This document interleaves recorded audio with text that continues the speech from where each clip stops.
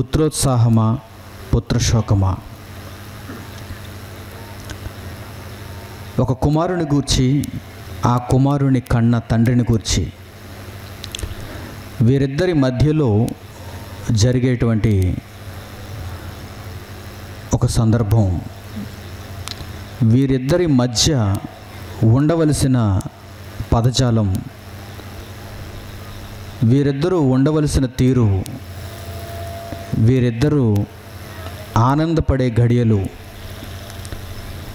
వీరిద్దరూ ఒకరి ఎడల ఒకరు భావించే సంగతులు, జీవించే జీవన విధానం, దీనిని గూర్చి ఈ 2 రోజుల పాఠ్యాంశాలలో ఈ సభల ద్వారా మీరు తెలుసుకుంటారు. భూమి మీద తండ్రి కుమారుడు, తండ్రి కుమార్తె, తల్లిదండ్రులు పిల్లలు, ఈ బంధాన్ని గూర్చి ఎందరో మనుషులకు తెలుసు.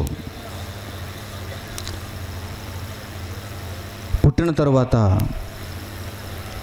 వయసు వచ్చిన తరువాత, యుక్త వయసులోనికి రాగానే ఒక మంచి వధువును చూసి వరుడు వివాహం ఆడుతున్నాడు.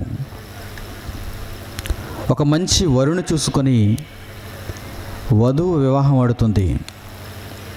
తల్లిదండ్రులు వారికి పుట్టినటువంటి పిల్లలను ఒక కుటుంబంగా చూడాలని, భార్యాభర్తలుగా చూడాలని యుక్త వయసుకు రాగానే వారికి వివాహం చేయాలి అనుకుంటారు. వారు వివాహం చేసుకున్న తర్వాత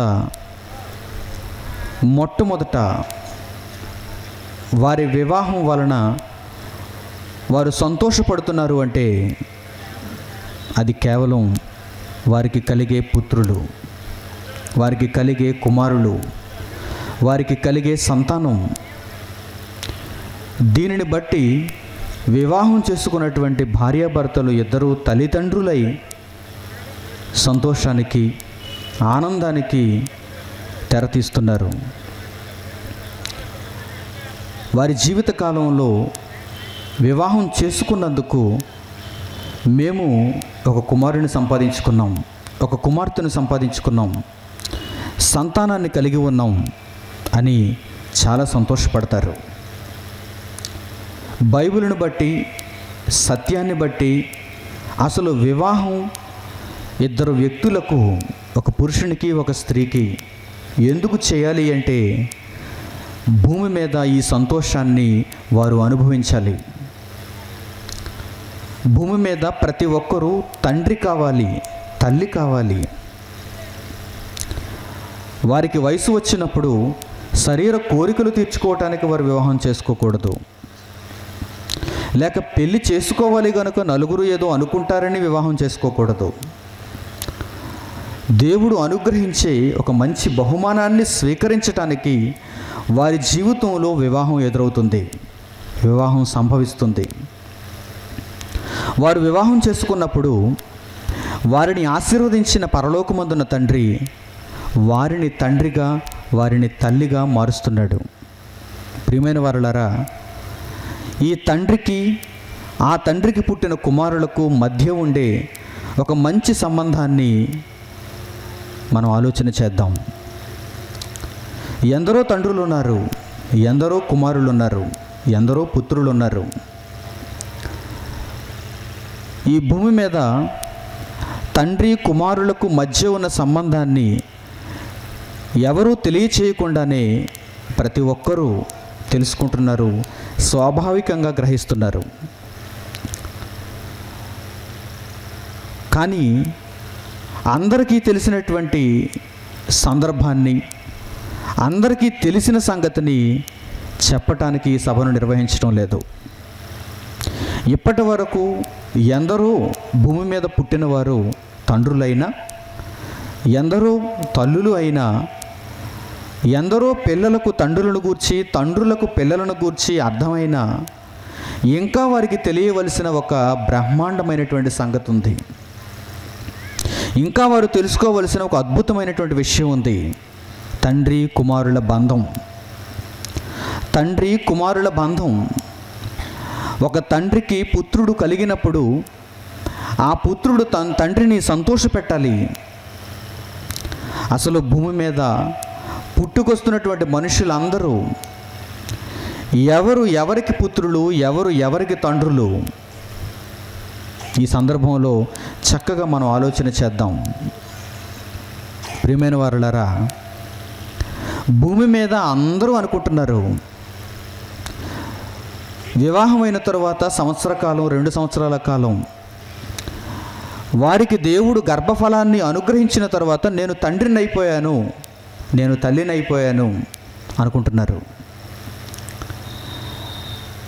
అలాగే పుట్టుకు వచ్చినటువంటి పిల్లలకు కూడా మొట్టమొదటి వారు నేర్పించేది ఏంటంటే, నేను నీ తండ్రిని, ఈమె నీ తల్లి, నేను నీ తల్లిని, ఈయన నీ తండ్రి. పిల్లలకు కూడా మొట్టమొదట నేర్పించేది అదే. సమాజం కూడా విద్యగా మనం నేర్చుకుంటున్నప్పుడు, పాఠశాలకు వెళ్ళి గురువు దగ్గరికి వెళ్ళి పాఠాలు నేర్చుకుంటున్నప్పుడు కూడా నీ తల్లిని నీవు గౌరవించాలి, నీ తండ్రిని నీవు పూజించాలి, నీ గురువును నీవు గౌరవించాలి, ఆ తర్వాత దేవుణ్ణి నీవు స్మరించాలి అని చెబుతున్నాడు. తల్లి ఒక దైవం, దైవంతో సమానం. తండ్రి ఒక దైవం, దైవంతో సమానం. గురువు కూడా దైవం, దైవంతో సమానం. ఆ తర్వాత దేవుడు. మాతృదేవోభవ, పితృదేవోభవ, ఆచార్య దేవోభవ, ఈ ముగ్గురిని ఈ ప్రపంచం పరిచయం చేసింది చిన్నపిల్లలకు. తండ్రి, తల్లి, గురువు. ప్రియమైన వారులారా, ప్రపంచంలో ఉన్న మనుషులందరికీ అసలు తండ్రిని గూర్చి ఇంకా తెలియదు. అసలు తండ్రా అంటే ఇప్పటి వరకు మేము నేర్చుకున్న, మేము చూసిన తండ్రి నకిలీ తండ్రా? ప్రపంచంలో ఉన్నటువంటి మనుషులందరికీ అసలైన తండ్రి ఒక ఆయన ఉన్నాడు. ప్రపంచంలో ఉన్న మనుషులందరికీ అసలైన తండ్రి ఒక ఆయన ఉన్నాడు. ఆయనను గూర్చి చాలామంది అర్థం చేసుకోలేదు, చాలామంది నేర్చుకోలేదు, చాలామందికి తెలియదు. ఎందుకంటే తల్లి గర్భంలో నుంచి బయటకు రాగానే నాకు జన్మనిచ్చినది ఎవరు, నన్ను మోసిందెవరు, తల్లి. నా తల్లిలో గర్భంగా పిండంగా నేను మారటానికి కారణం ఎవరు, తండ్రి. కనుక తల్లి నాకు ఆరాధ్య దైవం, తండ్రి నాకు ఆరాధ్య దైవం. ఆ తరువాత పాఠాలు నేర్పించే ఉపాధ్యాయుడు నాకు ఆరాధ్య దైవం అనుకున్నాడే కానీ అసలు ఆలోచించవలసినటువంటి ఒక తండ్రిని గూర్చి మనిషి మర్చిపోయాడు. మనిషి తెలుసుకోలేదు, మనిషి పరిశీలించలేదు. ఆయనే దేవుడు, ఆయనే దేవుడు. చాలామంది దేవుడు అనుకోగానే, దేవుడు అనే పదం వినగానే తండ్రి అనేటువంటి భావం వారిలో కలగదు. దేవుడు మనకు తండ్రా? ఏంటండి అలా మాట్లాడుతున్నారు? నన్ను పుట్టించినవాడు నా తండ్రి, నన్ను పుట్టించింది నా తల్లి, నాకు విద్య నేర్పించినవాడు నా గురువు, నేను ఉన్నది నా సమాజం, నేను పుట్టింది నా కులం, నేను పుట్టింది నా జాతి, నేను పుట్టింది నా దేశం. ఇవన్నీ అర్థం చేసుకున్న మనిషి అసలైన ఆ తండ్రిని గురించి మర్చిపోయాడు. ఆ తండ్రి దేవుడన్న సంగతిని అసలు జ్ఞాపకంలోనే ఉంచుకోలేకపోయాడు. పైగా దేవుడు నీ తండ్రి, పరలోకమందున్న దేవుడు, మనుషుల దగ్గర లేనివాడు, పరలోకంలో ఉన్నవాడు, మరో లోకంలో ఉన్నవాడు, ఆయన నీ తండ్రి అని చెప్పగానే మనిషి చాలా ఆశ్చర్యానికి లోనవుతున్నాడు. దేవుడు నాకు తండ్రి ఏంటండి? దేవుడు నాకు తండ్రి ఏంటి? నేను దేవునికి పుట్టానా, నా తల్లిదండ్రులకు పుట్టానా? నేను దేవునికి పుట్టానా, నా తల్లిదండ్రులకు పుట్టానా? నేను తల్లిదండ్రులకు పుట్టాను. కనుక భూమి మీద తండ్రిని ఎలా సంతోషపెట్టాలో నేను నేర్చుకోవాలి. అదే పుత్రోత్సాహం అనుకున్నాడు. భూమి మీద తల్లిని ఎలా సంతోషపెట్టాలో నేను నేర్చుకోవాలి. అదే పుత్రోత్సాహం అనుకున్నాడు. తల్లిదండ్రులను సన్మానించాలి, తల్లిదండ్రులను గౌరవించాలి, తల్లిదండ్రులను బాగా చూసుకోవాలి, తల్లిదండ్రుల మాట జవదాటకూడదు. ఇవన్నీ నేర్చుకున్న మనిషి ఒక విషయంలో పొరపాటు పడ్డాడు. అది ప్రాథమిక విషయం, అది చాలా ముఖ్యమైన విషయం. అదేమిటంటే, పరలోకమందున్న దేవుడు మనుషులందరికీ తండ్రి. పరలోకమందున్న దేవుడు మనుషులందరికీ తండ్రి. దేవుడు అనగానే మనిషికి వచ్చే భావం ఏంటంటే, దేవుడు దేవుడే, నేను భక్తుణ్ణి, దేవునికి కుమారుణ్ణి కాదు. దేవుడు పరలోకంలో ఉన్నాడు, దేవుడు అద్వితీయుడు, దేవుడు గొప్పవాడు, ఆది అంతములు లేనివాడు, సర్వ జగత్తు పుట్టడానికి ఆయనే కారణం. అన్నీ ఒప్పుకున్న మనిషి దేవుణ్ణి ఏమంటాడంటే, ఆయన దేవుడు నేను భక్తుణ్ణి, ఆయన దేవుడు నేను సేవకుణ్ణి, ఆయన దేవుడు భూమి మీద నేను మనిషిని. కానీ ఆయన దేవుడు నేను ఆయనకు కుమారుడను అని ఎవరు అనలేరు, ఎవరు మాట్లాడరు. ఒకవేళ చెప్పినా ఈ విషయాన్ని ఎవరు అంగీకరించరు. ఎందుకంటే భూమి మీద తండ్రి వీరికి పరిచయం, భూమి మీద డాడీ వీరికి పరిచయం, భూమి మీద శారీరక సంబంధమైన నాన్న వీరికి పరిచయం. కానీ పరలోకమందున్న దేవుడు ఒక తండ్రిగా వీరికి పరిచయం కాలేదు, తండ్రిగా వీరికి అర్థం కాలేదు, తండ్రిగా వీరు నేర్చుకోలేదు. చిన్ననాడు ఎవరూ చెప్పలేదు. తల్లి ఒడిలోనికి రాగానే పిల్లవానికి ఇదిగో నీ డాడీ అని భూమి మీద ఉన్న తండ్రిని చూపించింది తప్ప, పరలోకమందున్న దేవుడు నీ తండ్రి అని ఏ తల్లి అయినా ఏ కుమారుడికైనా ఎప్పుడైనా మీరు చెప్పటం విన్నారేమో చూడండి. అంతెందుకండి, ఇక్కడికి వచ్చిన మీలోనే చాలామంది అలా చెప్పి ఉండరు. మీకు పుట్టినటువంటి పిల్లలకు పుట్టగానే మొట్టమొదటి మాట, నా కుమారుడా, నా గర్భాన పడినవాడా, నా భర్త వలన నాకు కలిగినవాడా, నీకు తండ్రి ఎవరో తెలుసా? పరలోకమందున్న దేవుడు. ఆ తరువాత భూమి మీద ఉన్న మీ తండ్రి నేను తల్లిదండ్రులుగా నీకు కేవలం శరీరాన్ని ఇచ్చాం, కానీ నిన్ను పుట్టించిన వాడు పరలోకమందున్న దేవుడు అని ఎవరు చెప్పలేదు, అని ఏ తల్లిదండ్రులు నేర్పించలేదు. అందుకే మనుషులకు దేవుడు దేవుడుగానే ఉండిపోయాడు, మనుషులకు దేవుడు దేవుడుగానే ఉండిపోయాడు, మనిషి భక్తునిగానే ఉండిపోయాడు. అందుకే అగరబత్తి కొనుక్కుంటున్నాడు. భగవంతునికి భక్తునికి అనుసంధానమైనది అగరబత్తి, ధూపం. నేను ఆయనకు కుమారుడను కాదు, ఆయన నాకు తండ్రి కాదు, నేను ఆయన చాలా దూరంగా ఉండేవారు. ఆయన ఎక్కడో ఉంటాడు, ఆయన దేవుడు. నేను భూమి మీద ఎక్కడో నలుసు లాంటి వాడను, నేను భక్తుణ్ణి. అప్పుడప్పుడు జ్ఞాపకం చేసుకుంటాను, వారానికి ఒకరోజు జ్ఞాపకం చేసుకుంటాను, ఆదివారం రోజు నేను జ్ఞాపకం చేసుకుంటాను.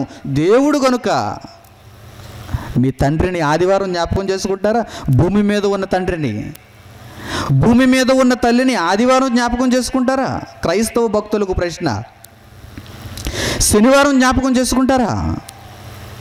గురువారం జ్ఞాపకం చేసుకుంటారా? ప్రతి నిత్యం జ్ఞాపకం చేసుకుంటారు. ప్రతి నిత్యం మీ కళ్ళ ముందు మీరు మీ తల్లిదండ్రులను చూడాలనుకుంటారు, మీ ఇంటిలోనే వారు ఉండాలనుకుంటారు. మీ కళ్ళ ముందు మీ తల్లిదండ్రులు ఉండాలి అనుకోవటం మీ ప్రేమ. మీరు వారిని అర్థం చేసుకున్నారు, మీరు వారికి పుత్రులు, నిజంగా మీరు వారికి కుమారులు. కానీ దేవుని విషయానికి వచ్చేసరికి ఎంత పొరపాటు జరిగిందో చూడండి, ఎంత వేర్పాటు జరిగిందో చూడండి. నా దేవుడిని నేను జ్ఞాపకం చేసుకోవాలనుకుంటే ఒక సమయం ఉంది, వారానికి ఒకరోజు. మరి కొంతమంది ఇంకా పెద్ద భక్తులైతే, గొప్ప గొప్ప భక్తులైతే నెలకి ఒకరోజు. ఇంకా మితిమీరిన భక్తి ఉందనుకోండి, సంవత్సరానికి ఒకరోజు. వేసవి సెలవుల్లో దేవుణ్ణి జ్ఞాపకం చేసుకుందాం, ఖాళీ దొరికినప్పుడు దేవుని జ్ఞాపకం చేసుకుందాం. ఇంకా మరికొంతమంది తెలివైన వారు ఉన్నారు, కష్టాలలో దేవుని జ్ఞాపకం చేసుకుందాం. అంటే దేవుని జ్ఞాపకం చేసుకోవాలంటే ఏది రావాలన్నమాట? కష్టం రావాలి, కష్టం రావాలి, ఆపద రావాలి. ఆపద వచ్చినప్పుడు మొక్కుకుందాం. అప్పటి వరకు దేవుడు ఎక్కడో ఉండాలి, మిగిలిన వారందరి అవసరతలు తీర్చాలి. నేను ఆయన దగ్గరకు వెళ్ళనక్కర్లేదు, ఆయన నా దగ్గరకు రానక్కర్లేదు. ఎందుకంటే ఆయన దేవుడు, నేను భక్తుణ్ణి. ఆయన దేవుడు, నేను భక్తుణ్ణి. ఆయన ఎక్కడో ఉంటాడు, నేను ఎక్కడో ఉంటాను.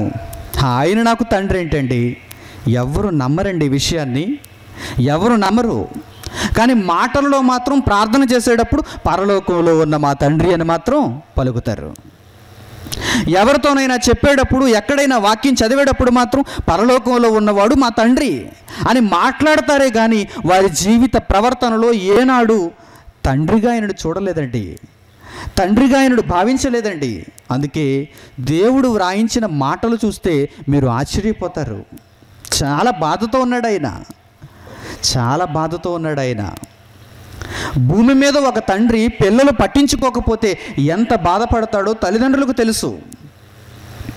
వృద్ధాప్యంలోనికి వచ్చిన తర్వాత మీరు నా దగ్గర ఉండొద్దు, మీరు నా ఇంటిలో ఉండొద్దు, మీకు ఏదో ఒక అద్దె ఇల్లు చూస్తాను, అద్దె ఇల్లు దొరకకపోతే వసతి గృహం చూస్తాను, ఓల్డ్ ఏజ్ హోమ్స్ ఉన్నాయి చూసారా, వృద్ధులను పోషించే ఓల్డ్ ఏజ్ హోమ్స్ ఉన్నాయి చూసారా, అందులో నిన్ను పెట్టేస్తాను అని ఎంతోమంది కుమారులు ఉన్నారు ఈరోజు. అప్పుడు తండ్రి గుండె, అప్పుడు తల్లి గుండె ఎంత విలవిలలాడిపోతుందో తెలుసా? నేను యవ్వనంలో ఉన్నప్పుడు, నేను వీడికి కావలసినప్పుడు, వీడు బ్రతుకుతున్నప్పుడు, వీడు ఎదుగుతున్నప్పుడు నేను వీడి దగ్గర ఉండాలి, వీడి ఇంటిలో ఉండాలి, వీడిని గుండెలపై పడుకోబెట్టుకోవాలి, వీడికి నా కష్టార్జితం అంతా ఇవ్వాలి, వీడిని నేను పోషించాలి, వీడి బాగోగులు చూడాలి, వీడికి రోగం వస్తే ఆసుపత్రికి తీసుకుని వెళ్ళాలి. చిన్ననాడు అదే వీడు పెద్ద అయిన తర్వాత వీడేమంటున్నాడు? నా కళ్ళ ముందు నువ్వు ఉండకు, నువ్వు వెళ్ళిపో దూరంగా, ఒక వసతి గృహంలోనికి వెళ్ళిపో, ఒక అద్దె ఇంటిలోనికి వెళ్ళిపో అని నన్ను బయటకు గంటి వేస్తున్నాడు. ఒక తండ్రికి తెలుసు, పుత్రుడు ఒకవేళ పెద్ద అయిన తరువాత ఆ తండ్రిని గౌరవించకపోతే ఆ అవమానం ఎలా ఉంటుందో, ఆ బాధ ఎలా ఉంటుందో భూమి మీద తండ్రులందరికీ తెలుసు. నిజంగా ఒక విషయం ఏంటి, భూమి మీద ఉన్న శారీరక సంబంధమైన తల్లిదండ్రులు అయితే ఈ కడుపు కోతనో, ఈ గుండె కోతనో ఎప్పుడు అనుభవిస్తారో తెలుసా? భూమి మీద వారికి పుట్టిన పిల్లలకు కనీసం 25 సంవత్సరాలు 30 సంవత్సరాలు వచ్చిన తర్వాత ఈ బాధ కలుగుతుంది. అప్పటి వరకు ఏ కుమారుడు ఇంటిలోంచి వెళ్ళమనడు, ఎందుకంటే ఇంకా చిన్నపిల్లవాడిగానే ఉన్నాడు కనుక, ఇంకా యవ్వనస్తుడుగానే ఉన్నాడు కనుక, తండ్రి అవసరం ఇంకా ఉంది కనుక ఏ కుమారుడు కూడా 10 ఏళ్ళప్పుడో 15 ఏళ్ళప్పుడో బయటకు వెళ్ళనివ్వడు. అంటే ఖచ్చితంగా 20, 25, 30 ఏళ్ళ వరకు తల్లిదండ్రులు పిల్లలతోనే ఖచ్చితంగా ఉంటారు. ఇంకా పిల్లలు మంచివారైతే జీవితకాలం అంతా ఉంటారు. కానీ పరలోకమందున తండ్రికి పుట్టగానే కడుపు కోత, భూమి మీదకి మనిషి రాగానే కడుపు కోత, గుండె కోత. భూమి మీదకి మనుషులు వస్తున్నారు, వచ్చి రాగానే ఏమంటున్నారు? జేజు ఎక్కడున్నాడమ్మా? పరలోకంలో ఉన్నాడు. ఏడు జేజా? దేవుడు ఎక్కడున్నాడమ్మా? పరలోకంలో ఉన్నాడు. ఎక్కడో ఉంటాడు ఆయన. ఎప్పుడైనా నీకు జ్ఞాపకం వచ్చినప్పుడు, ఎప్పుడైనా నీకు కష్టం వచ్చినప్పుడు పరలోకంలో ఆకాశం వైపు ఒక్కసారి చూసి నమస్తే పెట్టు, నమస్కారం పెట్టు. కానీ భూమి మీద తండ్రిగా, భూమి మీద తల్లిగా, భూమి మీద బంధువులుగా అందరినీ నీవు పలకరించు, అందరితో పాటు నీవు ఉండు, అనునిత్యం వీరందరినీ జ్ఞాపకం చేసుకో, వీరి మధ్యలో నీవు నివసించు. కానీ దేవునికి మాత్రం నీవు కుమారుడవు కాదు, నీవు భక్తుడవు. ప్రియమైన వారలారా, ప్రపంచ దేశాలలో ఉన్న ఎందరో మనుషులు ఈరోజు ఈ విషయంలో తప్పిదం చేశారు, ఈ విషయంలో పొరపాటు చేశారు, ఈ విషయంలో దేవునిని మోసగించారు. ఏంటండి దేవునికి మీరు చూపే భక్తి? అసలు మొట్టమొదట పరలోకమందున్న దేవుడు మీకు తండ్రి అని అర్థం కాకపోతే అసలు మీరు ఎంత భక్తి చూపించినా అది వ్యర్థమే, అది నిరుపయోగమే. అందుకే దేవుడు కొన్ని మాటలు, కొన్ని సంగతులు మనుషులకు చెప్పాలనుకున్నాడు. దేవుడు చెప్పాలనుకున్నాడు. భూమి మీద మీరు రచనలు చేసుకుంటారు, భూమి మీద మీరు కవితలు రాసుకుంటారు, భూమి మీద ఎంతోమంది సాహితీ పురస్కారాలు పొందినవారు, మంచి మంచి కవిత్వాలు రాసేటువంటి వారు ఉన్నారుగా. వారందరినీ చూపించి దేవుడు ఏమంటున్నాడంటే, వారందరి మీద మీకు గౌరవం గనక, వారి మాటలు మీరు వింటారు గనక, వారు రాసిన కవితలలోనే ఏమనుందో తెలుసా?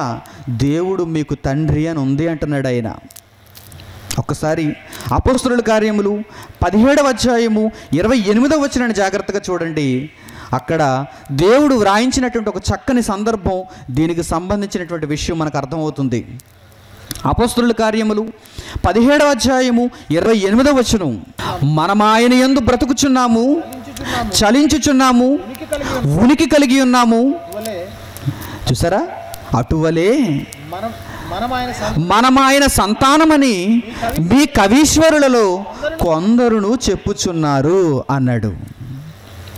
మనం ఆయన యందు బ్రతుకుచున్నాము, మనం ఆయన యందు ఉనికి కలిగి ఉన్నాము, మనం ఆయన యందు చలించుచున్నాము.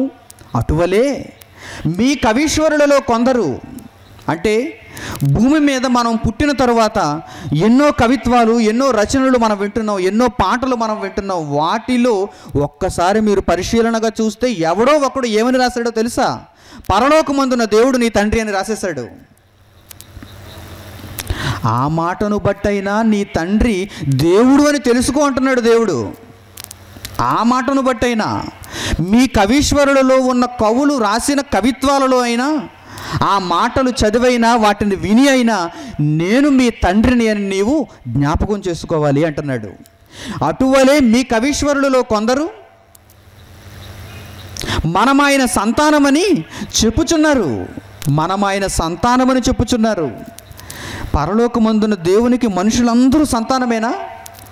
పరలోకమందున్న దేవునికి మనుషులందరూ సంతానమేనా? దేవుడు రాయించిన మాటను చూడండి. దీనిని ఒప్పుకోని వారు ఎందరో ఉన్నారండి. రోజు సమాజంలో ఒప్పుకోని వారు ఎందరో ఉన్నారు. ఒక వ్యక్తి చాలామందికి తెలుసు, అసలు భూమి మీద ఉన్న మనుషులకు దేవుడు తండ్రి కాడు, భూమి మీద ఉన్న మనుషులకు దేవుడు తండ్రి కాదు అని చెప్పే ఒక మనుషుడు ప్రపంచం అంతటికి తెలుసు.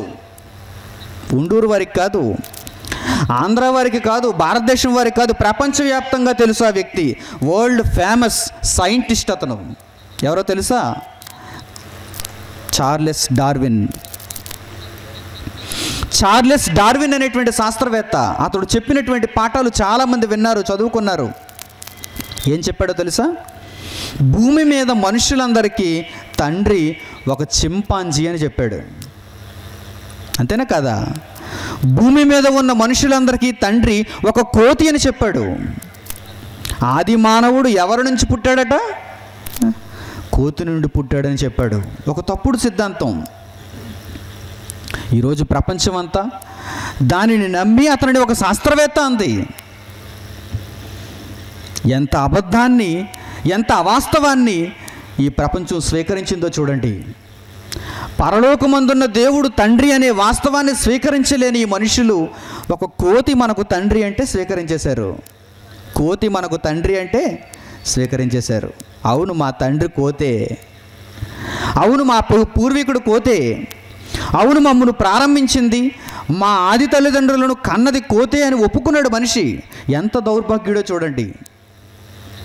అందుకే దేవుడు మీ కవీశ్వరులు కూడా చెబుతున్నారు, మీ కవీశ్వరులు కూడా చెబుతున్నారు. ఏమన్నా తెలుసా? మనం ఆయన సంతానము, మీరందరూ ఆయన సంతానమని మీ కవీశ్వరులు చెప్పుతున్నారు అన్నాడు ఆయన. మరొక చోట వ్రాయిస్తూ మరొక చక్కని మాటను ప్రయోగించాడు. ఒక మంచి పాఠం అండి ఇదంతా.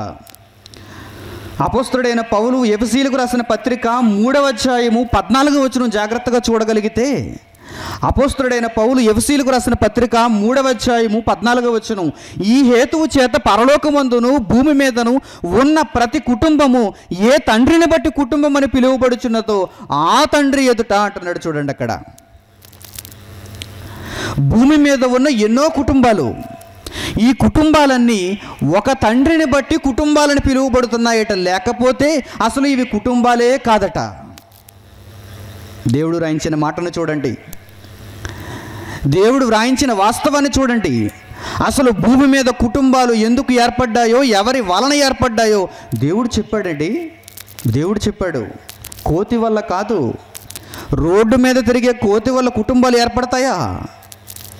చెట్టును వేలాడే కోతుల వల్ల కుటుంబాలు ఏర్పడతాయా? నీ పూర్వీకుడు కోతి అనగానే ఎంత గుడ్డిగా నమ్మేశావు నువ్వు. పరలోకమందున్న దేవుణ్ణి మాత్రం ఆయన దేవుడు, నేను భక్తుడిని, కోతి మాత్రం నాకు తండ్రి. ఏంటండి మనిషి పిచ్చితనం. అందుకు దేవుడు ఏం రాయించాడో చూడండి. భూమి మీద ఉన్న ప్రతి కుటుంబము ఏ తండ్రిని బట్టి కుటుంబం అని పిలువబడుచున్నదో అన్నాడు. అంటే భూమి మీద ఎన్నో కుటుంబాలు ఉన్నాయి. ఈరోజు మీరు చూస్తున్నారు, మీది ఒక కుటుంబమే, మీది ఒక కుటుంబమే. ఎన్నో కుటుంబాలు, ఎన్నో కుటుంబాలు, ఎన్నో కుటుంబాలు గ్రామాలలో, పట్టణాలలో జిల్లాలలో, దేశాలలో, ప్రపంచంలో ఎన్నో కుటుంబాలు ఉన్నాయి. దేవుడు ఏమని రాయించాడో తెలుసా? భూమి మీద ఉన్న ప్రతి కుటుంబానికి మూలం నేనే అంటున్నాడు ఆయన. మూలం నేనే అంటున్నాడు ఆయన. అదేంటి? కుటుంబం ఏర్పడాలంటే ఒక తండ్రి ఉండాలి, కుటుంబం ఏర్పడాలంటే ఒక తల్లి ఉండాలి, కుటుంబం ఏర్పడాలంటే ఆ తల్లిదండ్రులకు పిల్లలు ఉండాలి, అప్పుడు కుటుంబం ఏర్పడుతుంది. కానీ దేవుడేంటి ఎలా అంటున్నాడు? కుటుంబాలు ఏర్పడాలంటే నేనుండాలంటున్నాడు ఆయన. కుటుంబాలు ఏర్పడాలంటే నేనుండాలంటున్నాడు ఆయన. ఎందుకన్నాడో తెలుసా ఈ మాట? ఎందుకు ఆయన వ్రాయించాడో తెలుసా ఈ సంగతి?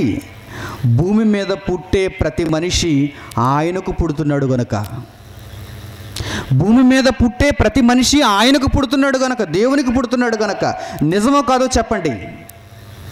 బైబిల్ని బట్టి కాదు, అసలు నిజంగా భూమి మీద పుట్టే మనుషులు సహజంగా మీరు ఆలోచించి, భూమి మీద జరుగుతున్న పరిస్థితిని చూచి మీరు ఆలోచించి ఎవరి వలన పుడుతున్నారో మీరు చెప్పండి. తండ్రి వలన పుడుతున్నాడు అనుకుంటున్నారా? తల్లి వలన పుడుతున్నారు అనుకుంటున్నారా? భూమి మీద ఎన్నో కుటుంబాలు, ఆ కుటుంబాలు ఏర్పడక మునుపు వారి వైవాహిక జీవితం, వారికి వివాహమైంది, వారు దాంపత్య జీవితం కొనసాగిస్తున్నారు. ఒక్కసారిగా ఆ స్త్రీకి తెలిసింది ఆమె గర్భంలో శిశువు ఎదుగుతుందని. అప్పుడు ఆమె నిర్ణయించుకుంది, నేను తల్లిని కాబోతున్నాను అని. అలా నిర్ణయించుకున్న ఆ తల్లి 9 నెలల పాటు చాలా భద్రంగా తన గర్భాన్ని దాచుకుంటుంది. ఈ విషయాలేవి తండ్రికి తెలియవు, చెబితేనే తెలుస్తుంది. కానీ తండ్రికి మాత్రం ఈ విషయాలేవి తెలియవు. నిజంగా మనలను పుట్టించేది భూమి మీద శారీరక తండ్రి అనుకుంటే ఆ తండ్రికి మన పుట్టుకను గూర్చిన ప్రతి విషయం తెలియాలి. మన కన్ను ఎలా ఉంటుందో, మన ముఖ కవలికలు ఎలా ఉంటాయో, మన చేతులు ఎలా రూపింపబడతాయో, మన కాళ్ళు ఎలా రూపింపబడతాయో, ఇవన్నీ భూమి మీద ఉన్న తండ్రికి తెలిసి ఉండాలి. కానీ తెలియదండి. తల్లి గర్భంలో 9 నెలలు ఉంటున్నటువంటి ఆ శిశువును గూర్చి తండ్రికి ఏమాత్రం తెలియదు. తండ్రి కేవలం బయట నుంచి చూస్తాడంతే. అందరూ ఎలా చూస్తున్నారో అలాగే చూస్తాడు. తల్లి మాత్రం తనలో శిశువు ఉన్నాడు గనక అనుభవిస్తుంది. తనలో శిశువు ఉన్నాడు గనక నేను తల్లిని కాబోతున్నాను, ఆ కదలికలు నాకు అర్థమవుతున్నాయి. ఇప్పుడు శాస్త్ర పరిజ్ఞానం వలన, కొంత స్కానింగ్ వల్ల తెలుస్తుంది. కానీ భూమి మీద మనిషిని పుట్టించాలి అంటే, ఒక మనిషిని తీసుకుని రావాలి అంటే, ఉద్భవింప చేయాలి అంటే తల్లిదండ్రుల చేత కాదండి. కేవలం వారు ఉపయోగపడుతున్నారంతే. మనుషులను తీసుకుని రావటానికి దేవుడు వారిని ఉపయోగించుకుంటున్నాడు తప్ప వీరి వలన మనుషులు పుట్టడం లేదు. అందుకే 9 నెలలు మోసినప్పుడు కూడా ఆ తల్లి బయటకు వచ్చిన తర్వాత చూసుకుంటుంది తన బిడ్డ ఎలా ఉన్నాడో. బయటకు వచ్చిన తర్వాత తండ్రి చూసుకుంటాడు. అప్పటి వరకు తండ్రికి తెలియదు, చాలా ఉత్కంఠతో ఉంటాడు. ఆసుపత్రి బయట నించుండిపోతాడు. ఈరోజు డెలివరీ డేటు, ఈరోజు నా భార్యకు డెలివరీ డేటు, నాకు ఒక కుమారుడు కలగబోతున్నాడు, భూమి మీద శారీరక సంబంధమైన తండ్రిగా నేను మారబోతున్నాను. బయట చాలా ఉత్కంఠతో ఎదురు చూస్తుంటాడు. లోపల ఏం జరుగుతుందో, తల్లికి ఎలాంటి ప్రమాదం ఉందో, బిడ్డకు ఎలాంటి ప్రమాదం ఉందో, ఆ బిడ్డ ఎలా ఉంటుందో, అసలు ఆడో మగో, అన్ని అవయవాలతో పుడుతుందో లేదా ఏదైనా అవయవ లోపంతో పుడుతుందో, ఇవేవి తెలియదండి తండ్రికి. ఇవేవి తెలియదు, తల్లికి కూడా తెలియదు. మత్తు ఇంజెక్షన్ ఇచ్చేస్తారు, మత్తులోనికి వెళ్ళిపోతుంది. ఆ బాధను భరించలేక మత్తులోనికి వెళ్ళిపోతుంది తల్లి. ఆ తర్వాత కుమారుడు బయటకు వస్తాడు. కుమారుడు బయటకు రాగానే ఆ వైద్యులు, ఆ నర్సులు అందరూ తీసుకుని వచ్చి, ఇదిగోనమ్మా నీకు పుట్టిన కుమారుడు, ఇదిగోనమ్మా నీకు పుట్టిన కుమార్తె. అప్పుడు చూసుకుంటుందండి కల్లారా. నిజంగా నీవే పుట్టిస్తే ముందే తెలియాలిగా ఎవరు పుట్టారో, ముందే తెలియాలిగా ఎవరు పుడతారో. నీవే ఆ బిడ్డకు ప్రారంభికుడవైతే ముందే చెప్పాలి నీవు. నాకు తెలుసండి ఎవరు పుడతారో, ఎలా పుడతారో. అవయవాలు లేకుండా పుడతారని తెలుసు, నల్లగా పుడతారని తెలుసు, పొడవుగా పుడతారని తెలుసు, అన్నీ చెప్పగలగాలి నీవు. కానీ నువ్వేమీ చెప్పలేవు. డాక్టర్ చెప్పాలి నీకు. ఏమని? ఈ బిడ్డకు పలానా రోగం ఉంది, ఈ బిడ్డకు పలానా లోపం ఉంది. డాక్టర్ చెబితే కానీ నీకు తెలియదు. ప్రియమైన దేవుని పిల్లలారా, ఈ ప్రపంచం అంతా దేవునిని ఎంతగా పక్కన పెట్టిందో చూడండి. దేవుని నమ్మలేకపోవడానికి కారణం ఏంటి చెప్పండి? దేవుడు రాయించిన మాటను చూడండి. భూమి మీద ఉన్న ప్రతి కుటుంబము ఏ తండ్రిని బట్టి కుటుంబముగా ఏర్పడుతుందో అన్నాడు అంటే, ఆ పరలోకమందున్న తండ్రి నిన్ను చూచి, నీ భార్యను చూచి, నీ కుటుంబాన్ని చూచి నిన్ను ఆశీర్వదించి నీ ఒడిలో ఒక పిల్లవాడిని పెట్టాలనుకున్నాడు. ఒక కుమారుణ్ణో ఒక కుమార్తెనో ఇవ్వాలనుకున్నాడు. అప్పుడు నీవు కుటుంబంగా ఏర్పడ్డావు. అప్పుడు నీవు తండ్రివయ్యావు. అప్పుడు నీవు తల్లివయ్యావు. ఎందుకంటే పరలోకమందున్న దేవుడు, పరలోకమందున్న తండ్రి దీని అంతటికి కారణం. ఆ తండ్రి లేకపోతే, ఆ ఆత్మను ఆయన దయచేయకపోతే అసలు భూమి మీద ఎవరు పుడతారు చెప్పండి? భూమి మీద ఎవరు పుడతారు చెప్పండి? ఎంతోమంది పిల్లలు లేని తల్లిదండ్రులు ఉన్నారు ఈరోజు. పిల్లలు కలగని తల్లిదండ్రులు ఉన్నారు ఈరోజు. వారికి కుటుంబాలు లేవు, వారు కుటుంబాలుగా ఏర్పడలేదు. ఒకవేళ భూమి మీద ఉన్న శారీరక తండ్రి, శారీరక సంబంధమైన తల్లి పిల్లలను పుట్టించగల కెపాసిటీ వీరుకుంటే అసలు ప్రతి ఒక్కరూ కుటుంబాలతోనే ఉండాలి. ఏ ఒక్కరూ కుటుంబం లేకుండా ఉండకూడదు. మరికొంతమంది కుటుంబాలు లేకుండా ఉన్నారు. మరికొంతమంది కేవలం భార్యగా, కేవలం భర్తగా ఉండిపోయారు తప్ప తల్లిదండ్రులుగా మారలేకపోయారు. వారికి దేవుడు ఇవ్వలేదు. వారికి దేవుడు ఇవ్వలేదు. మిగిలిన వారందరికీ ఇచ్చాడు. మిగిలిన వారందరినీ కుటుంబాలుగా మార్చాడు. ఇప్పుడు ఈ మాటను జ్ఞాపకం చేసుకోండి. ఎఫెసీయులకు రాసిన పత్రిక 3వ అధ్యాయము 14వ వచనం చూడండి. పరలోకమందు భూమి మీద ఉన్న ప్రతి కుటుంబము ఏ తండ్రిని బట్టి కుటుంబం అని పిలువబడుచున్నదో ఆ తండ్రి పరలోకమందున్నాడు, ఆయనే మీ దేవుడు అంటున్నాడు. ఆ తండ్రి పరలోకమందున్నాడు, ఆయనే మీ దేవుడు. మనుషులకి ఎప్పుడు అర్థమవుతుందండి దేవుని గురించి? దేవుడు ఎవరు రా అని అడిగితే పరలోకమందు ఆయన ఉన్నాడు, వారానికి ఒకరోజు వెళ్ళి జ్ఞాపకం చేసుకుంటాను, ఆయనకు ప్రార్థన చేస్తాను, ఆయనకు నాకు తోచిన చందా ఇస్తాను, ఆయనే దేవుడు అంటున్నాడు. ఏమర్థమైంది దేవుని గురించి? నీ తండ్రికి నీవు చందా ఇస్తావా? చిల్లర పైసలు. నీ తండ్రిని ఒకరోజు జ్ఞాపకం చేసుకుంటావా? నీ తండ్రికి ఒకరోజు పండుగ చేస్తావా? నీ తండ్రిని అప్పుడప్పుడు జ్ఞాపకం చేసుకుని మాట్లాడతావా ప్రార్థన ద్వారా? లేదు లేదు, నిరంతరం నీ తండ్రితో ఉండాలనుకుంటావు. దేవుడు నీ తండ్రి అనే విషయం అర్థం కాలేదు గనుక దేవుడే అర్థం కాకుండా పోయాడు ఈ మనుషులకు. దేవుడే తెలియకుండా పోయాడు ఈ మనుషులకు. భూమి మీద తండ్రి కాదండి మనకు ఆత్మనిచ్చింది. భూమి మీద తల్లి కాదండి మనకు ఆత్మనిచ్చింది. పరలోకంలో ఉన్న దేవుడు. మర్చిపోకుండా ఎప్పుడు మీ జీవితకాలం అంతా జ్ఞాపకంలో ఉంచుకోవలసిన సంగతిది. మిమ్మును కన్నవాడు, మిమ్మును పుట్టించినవాడు పరలోకంలో ఉన్నాడు. భూమి మీద ఉన్నవారు శరీరాన్ని ఇచ్చారంతే. శరీరాన్ని ఇక్కడే విడిచిపెడతారు మీరు. చూడండి ఒక మంచి మాట. ప్రసంగి గ్రంథము 12వ అధ్యాయము 7వ వచనం. ప్రసంగి గ్రంథము 12వ అధ్యాయము 7వ వచనంలో ఏమంటున్నాడో చూడండి. ఆయన మన్నైనది వెనుకటి వలనే మరలా భూమికి చేరును. మన్నైనది వెనుకటి వలనే మరలా భూమికి చేరును. ఆత్మ దాని దయచేసిన దేవుని యొద్దకు మరలిపోవును అంటున్నాడు. ఒక మనిషి మట్టి ఆత్మల కలయిక. ఒక మనిషి శరీరం ఆత్మల కలయిక. ఈ శరీరాన్ని అక్కడ మన్ను అన్నాడు, మట్టి అన్నాడు. కాదా? ఈ శరీరం మట్టి కాదా? ఈ శరీరం మట్టే. ఈ శరీరం మన్నే. అందుకే మన్నులోనే పాతి పెడుతున్నారు దీనిని. చూడండి, ఇంటిలో ఉంచుకుంటున్నారా? ఆత్మ వెళ్ళిపోయిన తర్వాత ఈ దేహాన్ని ఎవరైనా ఇంటిలో ఉంచుకున్నారేమో చూడండి. మన గ్రామంలో చాలామంది వెళ్ళిపోయారు.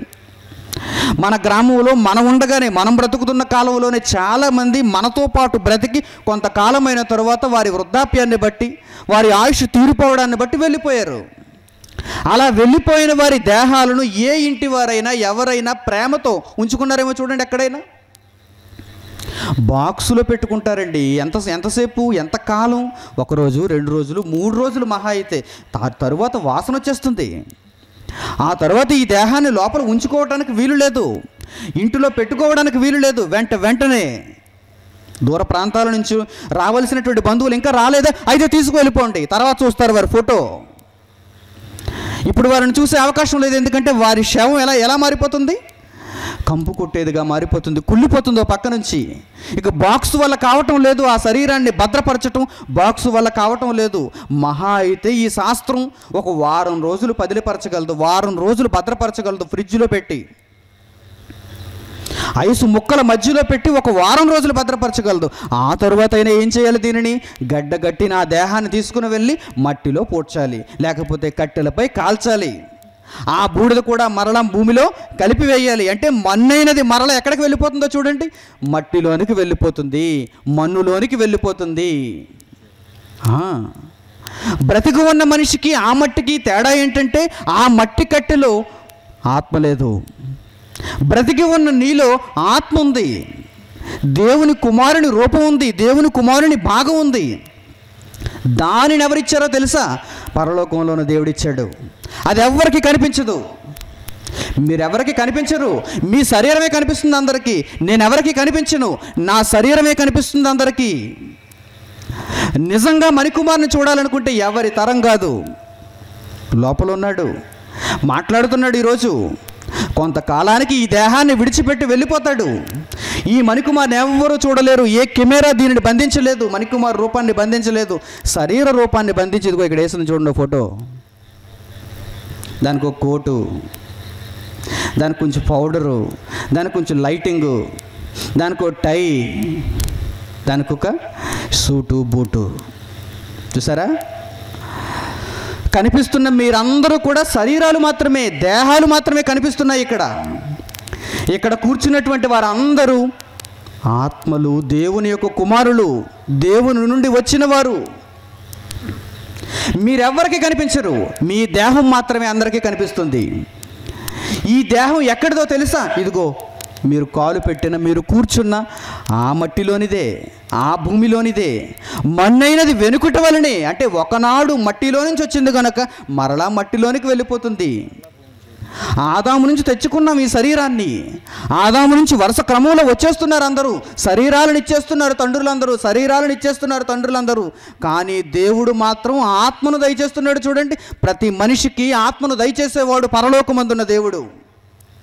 అందుకే ఏమన్నాడు చూడండి, ఆత్మ దాని దయచేసిన దేవుని యొద్దకే వెళ్ళాలి, ఆత్మ దాని దయచేసిన దేవుని యొద్దకే వెళ్ళాలి.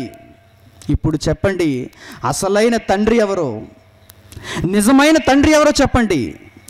భూమి మీద ఉన్న తండ్రులందరూ శరీరానికి తండ్రులండి, కనిపించే దేహానికి తండ్రులండి, కనిపించే కట్టెకు తండ్రులండి. కానీ కనిపించని శక్తి లోపల ఉందో చూసారా, ఆత్మకు తండ్రి ఎవరో తెలుసా? ఈ భూమి మీద ఏ తండ్రి ఆత్మను కనలేడు. ఈ భూమి మీద ఏ తల్లిదండ్రులు కుటుంబాలుగా ఏర్పడినటువంటి వారు వారి జీవితకాలంలో ఈ ఆత్మను ఎవ్వరూ కనలేరు. శరీరాన్ని మాత్రమే కంటారు, శరీరాన్ని మాత్రమే కంటారు, దేహాన్ని మాత్రమే కంటారు. ఆ దేహంలోనికి ఆత్మ రూపాన్ని ప్రవేశపెట్టేది ఎవరో తెలుసా? పరలోకమందున్న దేవుడు. అందుకే ఆయన చాలా వేదనతో ఉన్నాడండి, చాలా బాధతో ఉన్నాడండి. భూమి మీద ఉన్న తండ్రులను అందరూ జ్ఞాపకం చేసుకుంటున్నారు. పుట్టిన దగ్గర నుంచి చచ్చేంత వరకు తండ్రి అంటే అందరికీ జ్ఞాపకమే. ఫోటో కూడా పెట్టుకుంటున్నారు ఇంటిలో. నన్ను గూర్చి ఎవ్వరూ ఆలోచించటం లేదు, ఎందుకంటే అసలు వారికి తెలియదు నేను తండ్రినని. దేవునిగా మాత్రం నన్ను చూశారు. ఒక భక్తుడైపోయాడు, దేవునిగా నన్ను చూశాడు. సేవకుడైపోయాడు, దేవునిగా నన్ను చూశాడు. ఆపదలు వచ్చినప్పుడు నన్ను ఆదుకోమన్నాడు, నన్ను మొక్కుకున్నాడు.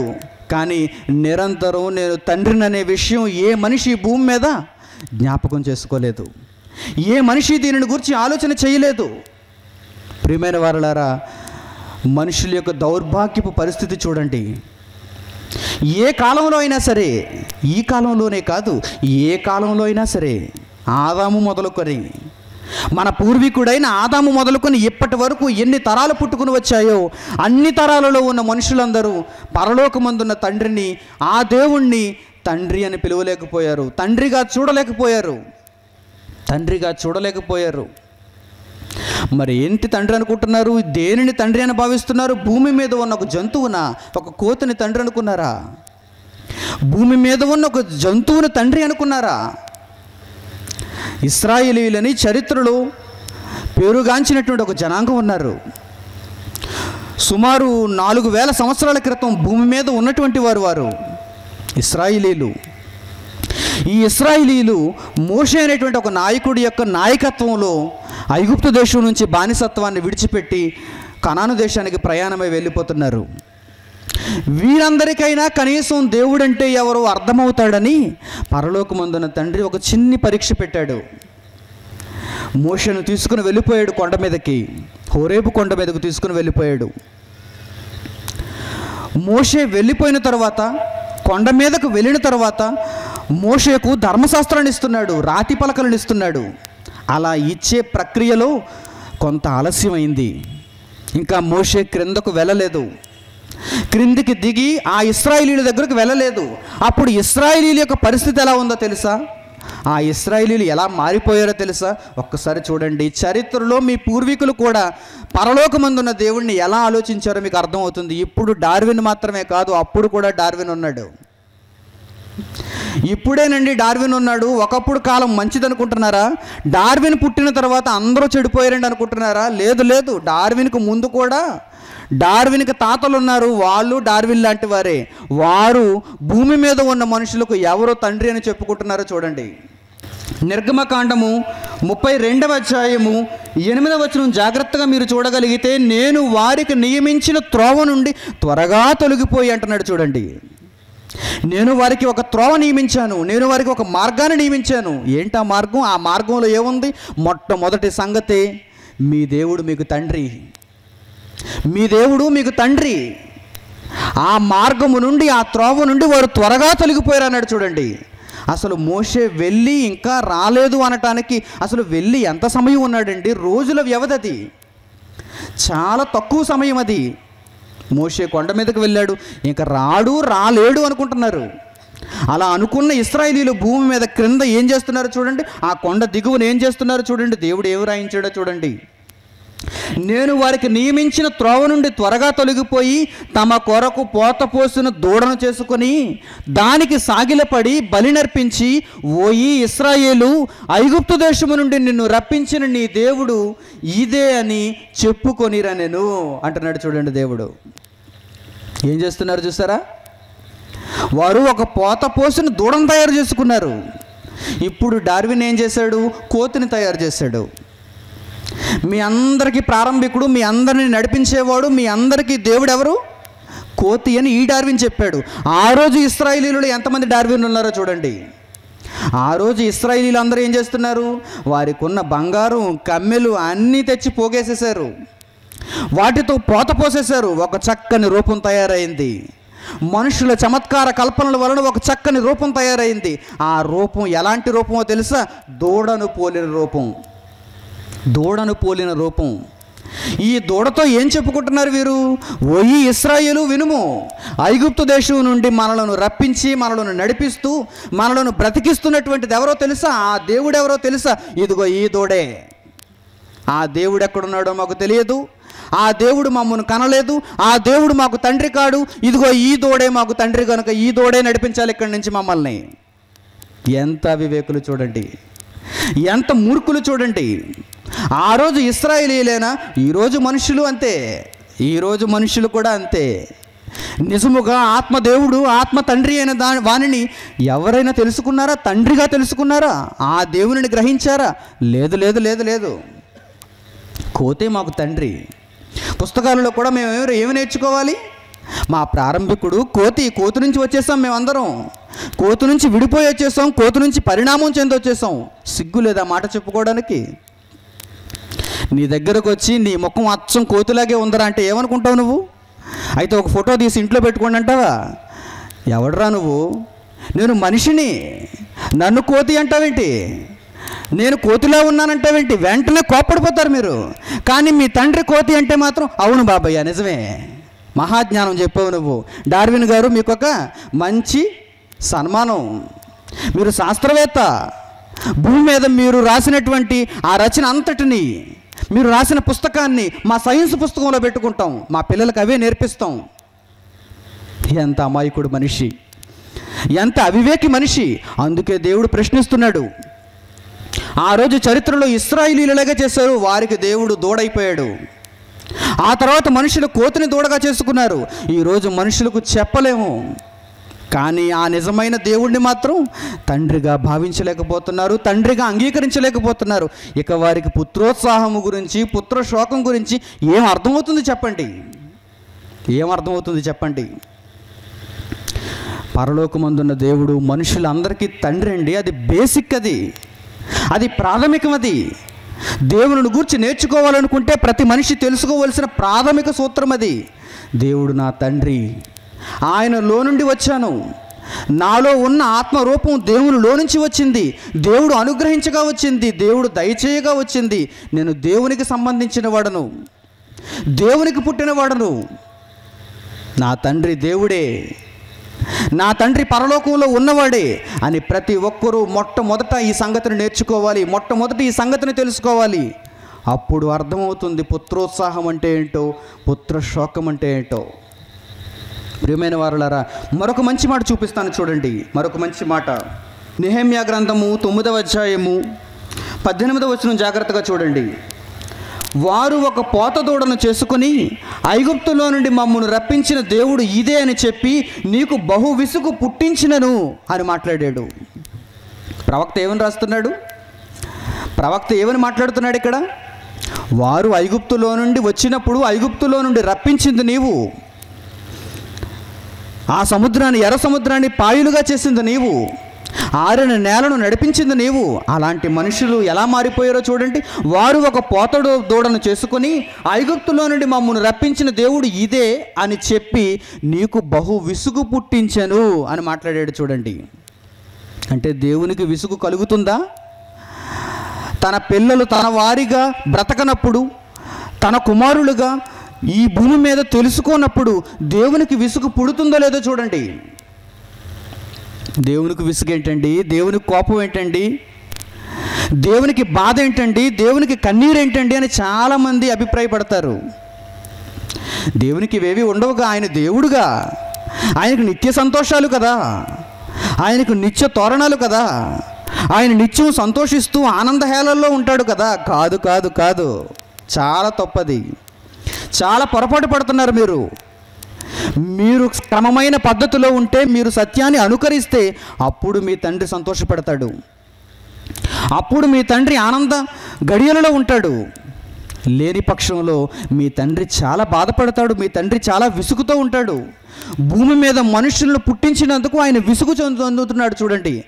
ఏ పరిస్థితుల్లో? ఇశ్రాయేలీయులు ఏ కాలంలో అయితే ఒక దూడను తయారు చేసుకుని ఇది మా దేవుడు అని చెబుతున్నారు, వెంటనే దేవుడు విసుగు చెందుతున్నాడు చూడండి. విసుగు చెందుతున్నాడు. ఏంటి? వీరినా నేను కన్నది, వీరినా నేను కన్నది, నేను పుట్టించి, నేను బ్రతికించి, నేను వీరి జీవితాలను కాపాడుతున్నప్పుడు కనీసం తండ్రి అని జ్ఞాపకం చేసుకోరా? కనీసం నేను తండ్రి అని తెలుసుకోరా? నేనేం కోరుకున్నాను వీరి దగ్గర నుంచి? వీరి బంగారం అంతటిని కోరుకున్నానా? వీరి జీవితం అంతటిని కోరుకున్నానా? వీరు సంపాదించిన ఆస్తులన్నిటినీ కోరుకున్నానా? లేదు లేదు, తండ్రి అని ఒక పదాన్ని కోరుకున్నాను. నేను తండ్రి అని ఒక పదాన్ని కోరుకున్నాను, ఒక మంచి గౌరవాన్ని కోరుకున్నాను. నాకు ఇచ్చారా? లేదు. నాకు వద్దు అనుకున్నవి నేను దేనినైతే అంగీకరించనో వాటిని నా దగ్గరకు తీసుకుని వస్తున్నారు. కానీ నేను ఎలా బ్రతకమన్నానో అటువంటి బ్రతుకు మనిషిలో లేనే లేదు. ఈరోజు చూడండి ఎంతమంది భక్తులు ఉన్నారు. భక్తులకు కొదువు లేదు, భక్తులకు తక్కువ లేదు. ఎక్కడ చూసినా భక్తులే, ఎక్కడ చూసినా భక్తులే. ఏ భక్తుడు దేవుడు నాకు తండ్రి అని మాత్రం అనడు. మిగిలినవన్నీ ఇస్తాడు, మిగిలినవన్నీ చేస్తాడు. భజన చేయమంటారా? చేస్తాడు. డబ్బులు ఇవ్వమంటారా? ఇస్తాడు. పలహారం ఇవ్వమంటారా? ఇస్తాడు. ఆయన కోసం ఇంకా ఏదైనా కార్యక్రమాలు చేయమంటారా? చేస్తాడు. చర్చి కట్టమంటారా? కడతాడు. ధనాన్ని ఇవ్వమంటారా? ఇస్తాడు. ఇంకా ఏదైనా చేయమంటారా? పెద్ద పెద్ద కార్యక్రమాలు జరిగించమంటారా? చేస్తాడు. కానీ తండ్రిగా మాత్రం అంగీకరించలేకపోతున్నాడు. మొదట అంగీకరించవలసింది నీవు నీ తండ్రిని, నీ దేవుణ్ణి అంగీకరించాలి. నీ తండ్రిగా అంగీకరించాలి. నీ తండ్రిని నీవు తెలుసుకోవాలి. అందుకే ఆయన వ్రాయించినటువంటి సంగతులలో బాధతో మరొక సంగతిని వ్రాయించాడు. దానిని కూడా మనం చూద్దాం. ప్రవక్తలు రాసినటువంటి చివరి గ్రంథం మలాకీ గ్రంథం చూడండి. 1వ అధ్యాయం 6వ వచనం. మలాకీ గ్రంథము 1వ అధ్యాయము 6వ వచనం. కుమారుడు తన తండ్రిని గణపరచును కదా, దాసుడు తన యజమానుని గణపరచును కదా. భూమి మీద శరీరాన్ని ఇచ్చిన తండ్రిని కుమారుడు గణపరుస్తున్నాడు. అది మంచి కార్యక్రమం మీకు తెలుసు. అందరూ దానిని ఒప్పుకున్నారు, అందరూ దానితో ఏకీభవించారు, అందరూ దానికి ఓటు వేశారు. దేనికి? కుమారుడు తండ్రిని ఘనపరచాలి, భూమి మీద ఉన్న శారీరక సంబంధమైన తండ్రిని ఘనపరచాలి. భూమి మీద ఉన్న ఒక దాసుడు యజమానుని గనపరుస్తాడు, భూమి మీద ఉన్న ఒక కుమారుడు తండ్రిని గనపరుస్తాడు. ఇప్పుడు చూడండి ఏమంటున్నాడు ఆయన, నా నామమును నిర్లక్ష్య పెట్టు యాజకులారా, నేను తండ్రినైతే నాకు రావలసిన ఘనత ఏమయ్యను? నేను తండ్రినైతే ఎంతమంది పిల్లలు ప్రతిరోజు నా కోసం బ్రతకాలి? నేను తండ్రినైతే ఎంతమంది పిల్లలు రోజు నన్ను తండ్రి తండ్రి తండ్రి అంటూ పిలవాలి? భూమి మీద ఇప్పుడు 700 కోట్ల మంది మనుషులు ఉన్నారు. ప్రస్తుతం ఉన్న జనాభా 700 నుంచి 800 కోట్ల వరకు మనుషులు ఉన్నారు. అంటే వీరందరికీ నేను తండ్రిని అర్థమైతే ప్రతి ఒక్కరూ ప్రతి క్షణం తండ్రి తండ్రి తండ్రి అంటూ పిలవాలి. ఎవరు పిలుస్తున్నారు? ఎవరికి అర్థమైంది దేవుని గురించి? అందుకే ఆయన ఏమంటున్నాడో తెలుసా, భూమి మీద ఒక తండ్రి కొడుకులను చూస్తే ఆ కుమారుడు తండ్రిని గనపరుస్తున్నాడు, ఆ తండ్రి కుమారుని ప్రేమిస్తున్నాడు, వారిద్దరి మధ్య బంధం బాగుంది. భూమి మీద ఒక దాసుడు యజమానుని చూస్తే వారిద్దరి మధ్య బంధం బాగుంది. కానీ నా దగ్గరకు వచ్చేసరికి నాకు రావాల్సిన ఘనత ఏమాయను అంటున్నాడు. చూడండి, ఆయన అంటే ఎవడూ ఆయనను తండ్రిగా తెలుసుకోలేదు, ఎవడూ ఆయనకు నిజమైనటువంటి ప్రేమను చూపించలేదు, ఆయనకు పుత్రోత్సాహం లేదండి. భూమి మీద ఎంతమంది పిల్లలను కన్నాడండి? పుత్రోత్సాహం లేకపోవడానికి ఒకరా, ఇద్దరా, ముగ్గురా, నలుగురా చెప్పండి. అసలు భూమి మీద శారీరక సంబంధమైన తండ్రులకైతే పిల్లలు ఎంతమంది ఉంటారు చెప్పండి? ఒకడు ఉంటాడు, ఇద్దరు ఉంటారు, ముగ్గురు ఉంటారు, మహా అయితే 10 మంది ఉంటారండి. 10 మంది కుమారులు. వీరి వలన భూమి మీద ఉన్న తండ్రులకు పుత్రోత్సాహం, పుత్రుడు కలిగినందుకు ఆనందం, పుత్రుడు కలిగినందుకు ఉత్సాహం, ఎంతో సంతోషం. భూమి మీద 1, 2, 2, 3, 4, 5 పిల్లలు పుట్టినందుకే వారి ద్వారా నీకు సంతోషమైతే కోట్ల మంది పిల్లలు ఆయనకు పుడుతున్నారు, కోట్ల మంది మనుషులు ఆయన ద్వారా పుడుతున్నారు. ఒక్కడిచ్చాడు ఆయనకు పుత్రోత్సాహం. కోట్ల మంది పిల్లలు ఆయనకు పుట్టినప్పుడు, ఆయన కోట్ల మంది మనుషులకు తండ్రి అయినప్పుడు ఎంతమంది ద్వారా ఆయనకు పుత్రోత్సాహం రావాలి చెప్పండి? ఎంతమంది ఆయనను సంతోషపెట్టాలి చెప్పండి? అసలు ఆయన బాధపడకూడదు. ఎవడో ఒకడు తప్పిపోవాలి, ఎవడో ఇద్దరు తప్పిపోవాలి, కానీ అందరూ తప్పిపోయారండి. అందుకే దేవుడు ఏమన్నాడో తెలుసా, నాకు రావాల్సిన ఘనత ఏమాయను? నేను తండ్రినైతే నాకు రావాల్సిన ఘనత ఏమాయను? నేను యజమానుడనైతే నాకు భయపడేవాడు ఎక్కడ ఉన్నాడు? తండ్రికి భయపడే కుమారులారా, కుమారుల భయాన్ని చూసి ఆనందించే తండ్రులారా, ఏనాడైనా నేను తండ్రిని అనే విషయం మీకు అర్థమైందా? నేను చెప్పిన మాటలు విన్నారా? నాకు భయపడు వారు ఎక్కడైనా ఉన్నారా? ఎవరైనా ఉన్నారా? నాకు ఘనతనిచ్చిన కుమారులు ఎవరైనా ఉన్నారా భూమి మీద? ఎవరు లేరు. ఎందుకంటే ఇంకా కుమారులని చెప్పుకోవటం? ఎందుకంటే మీ దేవుడిని, నేను భక్తుడిని, నాకు దేవుడున్నాడని చెప్పుకోవటం? అసలు సిసలైన బంధాన్ని మర్చిపోయారే. మీరు ఇచ్చేవెందుకు, మీరు చేసేవెందుకు చెప్పండి? అవి దేవునికి నచ్చవు, అవి దేవునికి అక్కరలేదు. దేవుడు కోరుకున్నది చేయండి మొట్టమొదట, దేవుడు అడిగిన దానిని ఇవ్వండి మొట్టమొదట. ఆయనకు మీరు పిల్లలు, ఆయనకు మీరు కుమారులుగా తండ్రి కొరకు మీరు చేయవలసిన ప్రతి దానిని మీరు నెరవేర్చేవారై ఉండాలి. అప్పుడు ఆయనకు పుత్రోత్సాహము, అప్పుడు ఆయనకు చాలా ఆనందం. ఆదాము మొదలుకొని ఎందరో మనుషులు భూమి మీదకి వచ్చారు, ఎవరి వలన పుత్రోత్సాహం లేదు ఆయనకి.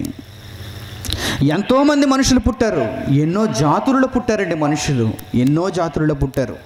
అందులో తెలివైన వారు ఉన్నారు, అందులో తెలివి లేని వారు ఉన్నారు, అందులో అందచందాలు కలిగిన వారు ఉన్నారు, బాగా సంపాదించిన వారు ఉన్నారు, అధికారులుగా ఉన్నవారు ఉన్నారు, చక్రవర్తులుగా మరి భూమి మీద పరిపాలన చేసిన వారు ఉన్నారు, రాజులుగా బ్రతికిన వారు ఉన్నారు, ఎందరో ఉన్నారు.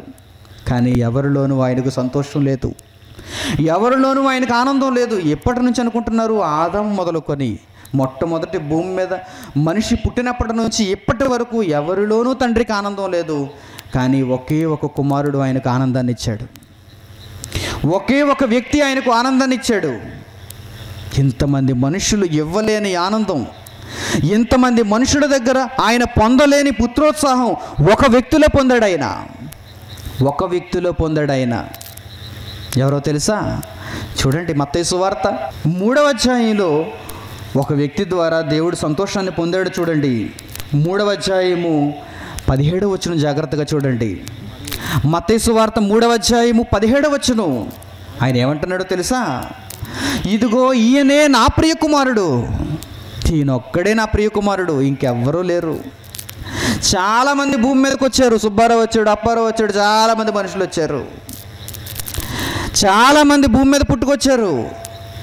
స్త్రీ దేహాన్ని ధరించుకున్నారు కొంతమంది, పురుష దేహాన్ని ధరించుకున్నారు కొంతమంది, అటు ఇటు కాని దేహాన్ని కూడా ధరించుకున్నారు కొంతమంది. వారి నపుంసకులు.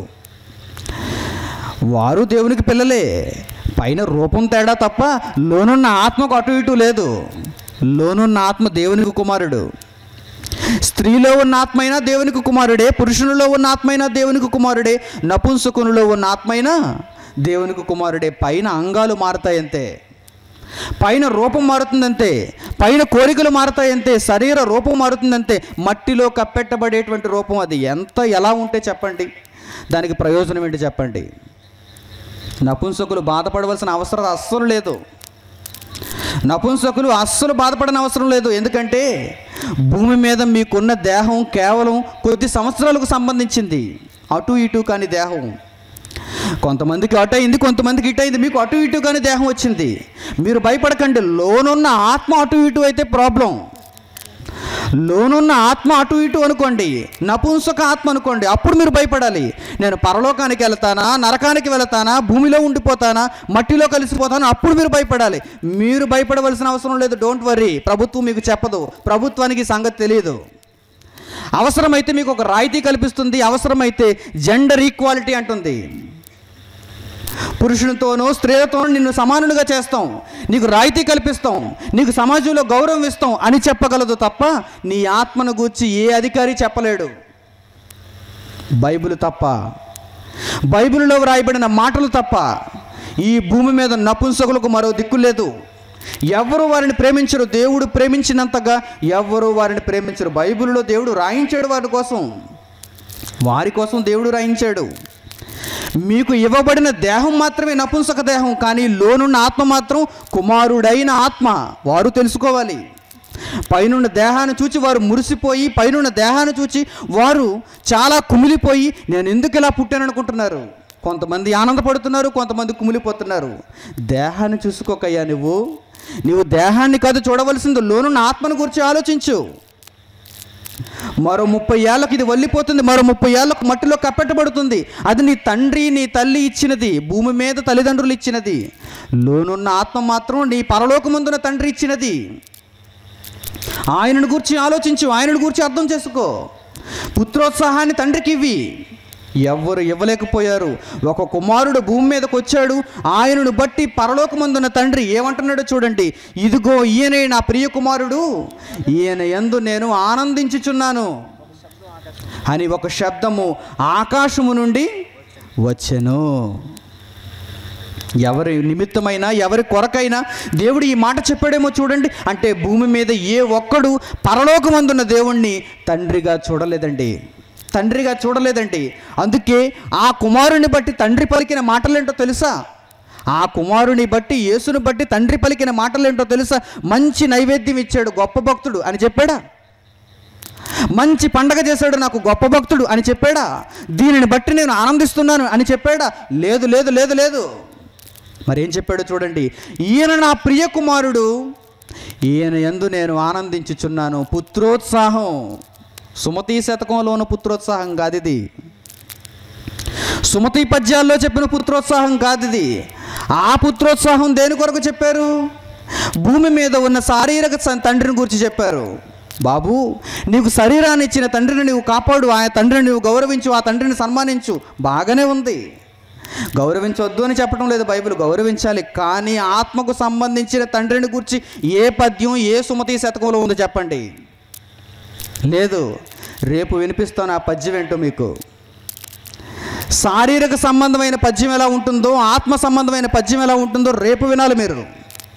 ప్రపంచానికి తెలియని పద్యం అది, ప్రపంచం ఎప్పుడు వినని పద్యం అది, సుమతి శతకంలో లేని పద్యం అది. కానీ ప్రతి ఒక్కడు భూమి మీద పుట్టిన తర్వాత, ఆత్మగా వచ్చిన తర్వాత నేర్చుకోవలసిన పద్యం అది. పరలోకమందున దేవుడు భూమి మీదకు వచ్చిన వారిలో ఒకరిని చూచి ఏమంటున్నాడో తెలుసా? ఈయన నా ప్రియ కుమారుడు, ఈయన యందు నేను ఆనందించుచున్నాను, ఈయన యందు నేను ఆనందించుచున్నాను. పుత్రోత్సాహం కలుగుతుంది నాకు, పుత్రోత్సాహం కలుగుతుంది నాకు. మరొక మాట చూడండి, మరొక సందర్భంలో చూడండి, మత్తయి సువార్త అదే మత్తయి సువార్త 17వ అధ్యాయము, అదే మత్తయి సువార్త 17వ అధ్యాయము 5వ వచనం. అదే మత్తయి సువార్త 17వ అధ్యాయము 5వ వచనం చూడండి. 5వ వచనం, అతడు ఇంకను మాట్లాడుచుండగా ఇదిగో ప్రకాశమానమైన ఒక మేఘం వారిని కమ్ముకొనెను. ఇదిగో ఈయన నా ప్రియకుమారుడు, ఈయన యందు నేను ఆనందించుచున్నాను, ఈయన మాట వినుడు అని ఒక శబ్దము ఆ మేఘములో నుండి పుట్టెను.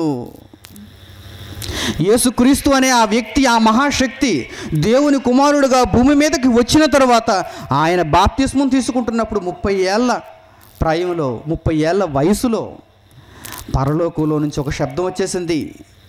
ఆకాశంలో నుంచి ఏ రోజు ఏనాడు మనకు శబ్దాలు వినిపించలేదు, మెరుపులు ఉరుములు తప్ప.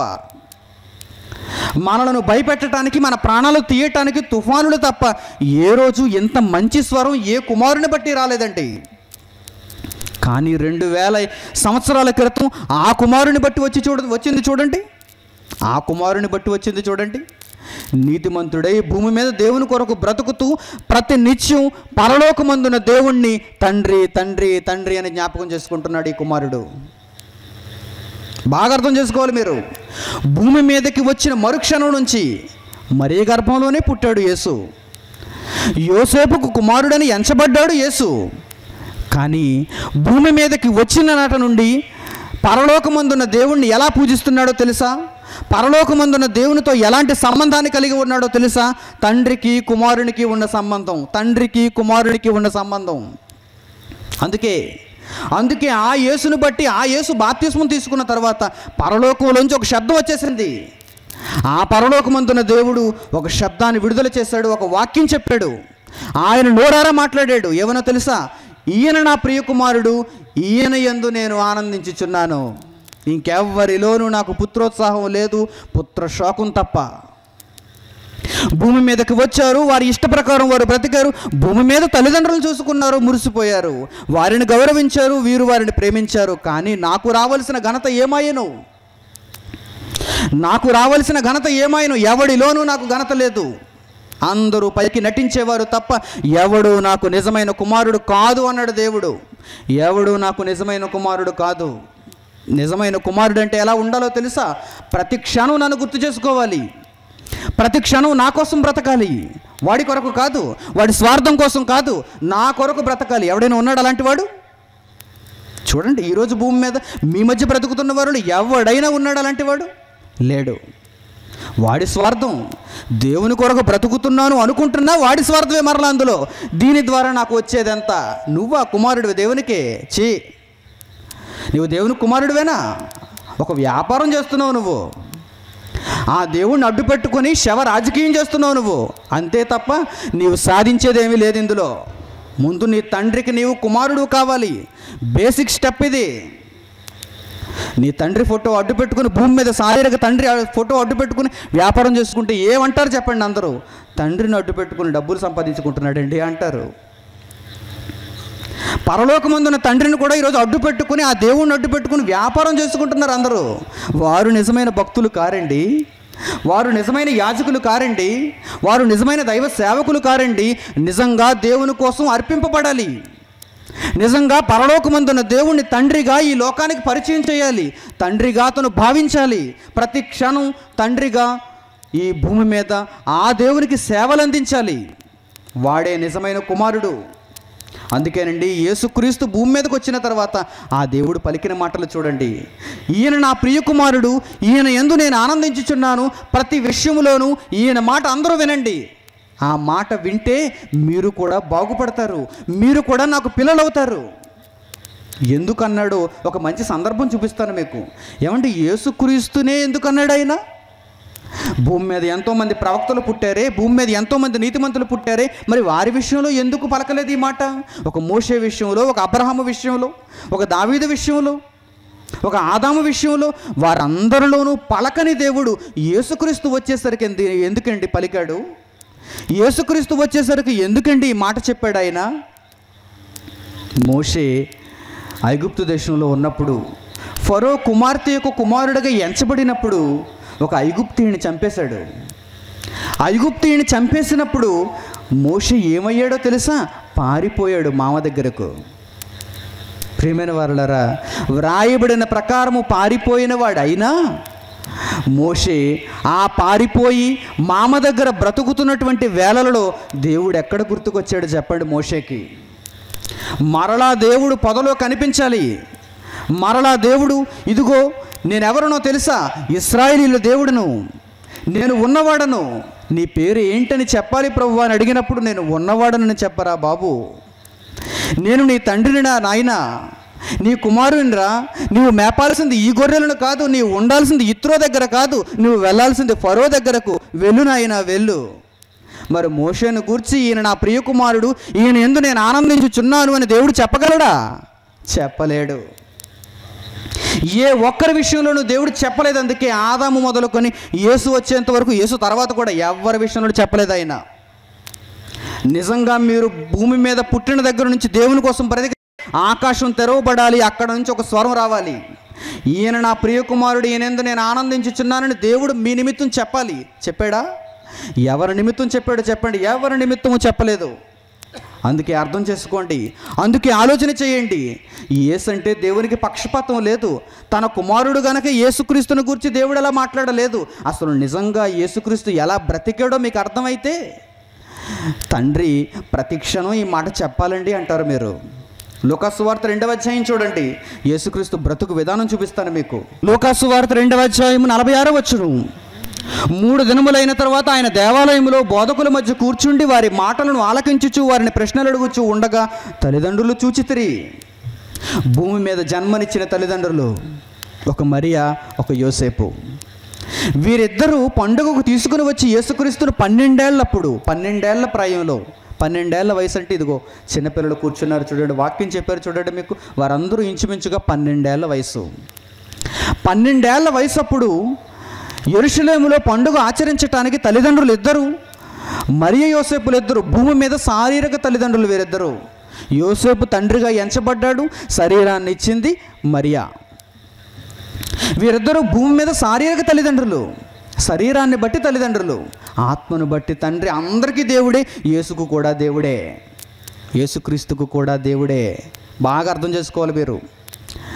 పండుగ ఆచరించడానికి కుమారుని తీసుకుని వచ్చారు. 12 వయసు అప్పుడు తీసుకుని వచ్చారు. 12 వయసు అప్పుడు పండుగ ఆచరించడానికి తీసుకువస్తే అందరూ పండుగ సందడిలోనే ఉంటారు. పిల్లలందరూ ఎక్కడ ఉంటారు చెప్పండి? పండుగ సందడిలోనే ఉంటారు. ఎక్కడ బుడగలు అమ్ముతున్నారు, ఎక్కడ బొమ్మలు అమ్ముతున్నారు, ఎక్కడ సర్కస్ చేస్తున్నారు, ఎక్కడ మంచి మంచి కార్యక్రమాలు చూపిస్తారు, అక్కడికి వెళ్ళిపోతుంటారు అందరూ, తప్పిపోతుంటారు అందరూ. యేసుక్రీస్తు పండుగలో నిలిచిపోయాడు. తల్లిదండ్రులు ఇద్దరు వెనక్కి వెళ్ళిపోయారు, వెనక్కి ప్రయాణమై వెళ్ళిపోయారు. 3 దినములైన తర్వాత మరల వెనక్కి వచ్చారు. వచ్చి చూసినప్పుడు యేసు ఎక్కడున్నాడు? బుడగల దగ్గర ఉన్నాడా? బొమ్మలు అమ్ముకునే దగ్గర ఉన్నాడా? లేక దిక్కుతోచని స్థితిలో ఎక్కడైనా ఏడుస్తూ కూర్చున్నాడా? లేక ఎవరైనా యేసుక్రీస్తుని తీసుకుని వెళ్ళిపోయారా? కాదు కాదు కాదు. ఎక్కడున్నాడో చూడండి, బోధకుల మధ్య కూర్చుని వారిని ప్రశ్నలు అడుగుచూ వారికి సమాధానాలు చెబుతున్నాడు. బోధకుల మధ్య కూర్చుని, తల పండిపోయిన వారి మధ్య కూర్చుని ఏం చెబుతున్నాడో తెలుసా? మీకు తల పండింది కానీ మీ దేవుడు తండ్రి అని తెలియలేదు ఇంకా, అదే చెబుతున్నాడు అక్కడ వారు కూర్చుని. మీరు చాలా వృద్ధులు, మీ తల పండిపోయింది, మీ గడ్డాలు పెరిగిపోయాయి, ఇప్పటి వరకు మీరు ఏం చెబుతున్నారు? యెరూషలేము పండగకి చాలామంది వచ్చారు యూదులు చుట్టుపక్కల ప్రాంతాల నుంచి. ఏం చెప్పారు మీరు? పండగ ఆచరించి వెళ్ళిపోమన్నారా? బుడగలు చాక్లెట్లు అమ్మేసి పంపించేశారా? నాటకాలు వేసి పంపించేశారా? ఆహా, దేవుణ్ణి ఇలా పరిచయం చేశారా మీరు ప్రపంచానికి? అందుకే బోధకులందరూ కూర్చోండి, సెట్ డౌన్ అన్నాడంతే. బోధకులందరూ నా మధ్యలో కూర్చోవాలి, నేను మీ మధ్యలో కూర్చుంటాను, నా చుట్టూ బోధకులు ఉండాలి. ఇప్పుడు చెప్పండి, దేవుడు ఎవరు అన్నాడు మొట్టమొదటి ప్రశ్న. వీరందరూ అంటున్నారు భగవంతునికి భక్తునికి అనుసంధానమైనది అంబికా దర్బార్ బత్తి కనుక ఇదిగో ఈ పండుగ అంతటిలో మేము అంబికా దర్బార్ బత్తిలే వాడుతున్నాం. దేవుడు ఎవరని అడుగుతావేటి యేసు? దేవుడు దేవుడే, మేమెవరు? చిన్ని భక్తులు. షటప్ అన్నాడు యేసుక్రీస్తు అప్పుడే 12 వయసులో. నోరు మూయండి, మీరు నోరు మూయండి. మీకు తెలియదు, మీకు తెలియాల్సిందేంటో తెలుసా? మీరు చెప్పాల్సిందేంటో తెలుసా? బోధకులు మీరు. అందుకే చూడండి ఎవరిని ఎంచుకున్నాడు మొట్టమొదట? సామాన్య ప్రజానికాన్ని ఎంచుకోలేదు ఆయన. చిన్ననాడు ఎవరిని ఎంచుకున్నాడు ఈయన? ఎవరితో తలపడుతున్నాడు ఈయన? కమాన్ అంటున్నాడు అంటే ఎవరిని? బోధకులందరూ వచ్చాడు మొట్టమొదట. ఆ తర్వాత చిన్నపిల్లలందరికీ చెప్తాను. చిన్నపిల్లలందరికీ చెప్పాల్సిన సంగతులు తర్వాత ఉన్నాయి. ముందు మీరు మారాలి. ముందు ఎవరిని మార్చాలి? ఎవరైతే లోకంలోనికి వెళ్ళి దేవుని వాక్యాన్ని చెప్పాలి అనుకుంటున్నారో వారిని మార్చాలి. వారికి బాప్తిస్మం ఇవ్వాలి మొట్టమొదట. ఆ తర్వాత సామాన్య ప్రజానీకానికి ఇవ్వాలి. మీరందరూ వచ్చేయండి, బోధకులందరూ వచ్చేయండి నా దగ్గరికి. 12 ఏళ్ళప్పుడు యేసు ఎవరిని పిలిచాడో, ఎవరికి వాక్యం చెబుతున్నాడో చూడండి. బోధకులందరూ వచ్చినప్పుడు చెబుతున్నాడు ఆయన. ఎవరు దేవుడంటే భక్తుడు దేవుడు కాదు, తండ్రి కుమారుడు. మీ దేవుడు మీకు తండ్రి. అప్పుడు చెప్పాడు ఆయన. అప్పుడు బోధకులందరూ వింటున్నారు, బోధకులందరూ నేర్చుకుంటున్నారు. అప్పుడు తల్లిదండ్రులు వచ్చి చూసేసరికి ఏం జరిగిందో చూడండి. ఆయన మాటలు వినిడి వారందరూ 47వ వచనంలో ఆయన మాటలు వినిడి వారందరూ ఆయన ప్రజ్ఞకును ప్రత్యుత్తరములకును విస్మయమందిరి. ఏంటి బాబు, ఇప్పటి వరకు మాకు తెలియదు, దేవుడు తండ్రి అనే విషయం మాకు తెలియదు, దేవుడు దేవుడే అనుకుంటున్నాం, మేము భక్తులు అనుకుంటున్నాం. ఈయన మాటలు వినేసరికి ప్రతి ఒక్కరూ విస్మయం పొందారు. ఆయన టాలెంట్ ప్రజ్ఞకు ఆశ్చర్యపడిపోతున్నారు. సమాధానం చెప్పలేకపోతున్నారు చూడండి, ప్రత్యుత్తరం ఇయ్యలేకపోతున్నారు చూడండి. 48వ వచనం, ఆయన తల్లిదండ్రులు ఆయనను చూచి మిక్కిలి ఆశ్చర్యపడిరి. ఆయన తల్లిదండ్రులకైతే ఆశ్చర్యం ఇక అవధులు దాటుతుంది. మా కుమారుడు ఎక్కడో ఉంటాడనుకున్నాం, మా కుమారుడు ఎక్కడో ఏడుస్తూ కూర్చుంటాడు అనుకున్నాం, కానీ మా కుమారుడు బోధకులకు దేవుడు తండ్రిని చెబుతున్నాడు. Very good. ఆశ్చర్యపోయారు తల్లిదండ్రులు. ఆయన తల్లిదండ్రులు మిక్కిలి ఆశ్చర్యపడిరి. ఆయన తల్లి, కుమారుడా మమ్మల్ని ఎందుకు ఇలాగూ చేసేతివి? నువ్వు మాతో పాటు వచ్చేయాలిగా, మా చేయి పట్టుకుని వచ్చేయాలిగా, మమ్మల్ని ఎందుకు ఇలాగూ చేసేతివి? ఇదిగో నీ తండ్రియు నేను దుఃఖపడుచు నిన్ను వెదుగుచుంటమని ఆయనతో చెప్పగా. భూమి మీద నీ తండ్రి పితృదేవోభవ, యోసేపు గారు నీకు పితృదేవోభవ, మరియును నేను మాతృదేవోభవ. వీరందరూ గడ్డం పెరిగిపోయిన వారు, వీరందరూ ఆచార్య దేవోభవలు. మరి వీరందరినీ నీవు దైవములుగా భావించి పండుగ అయిపోయిన తర్వాత మాతృదేవోభవ పితృదేవోభవతో పాటు వచ్చేయాలిగా. మరి నీవేం చేస్తావు? ఇదిగో మమ్మల్ని ఎందుకు ఇలాగూ చేసేటివి?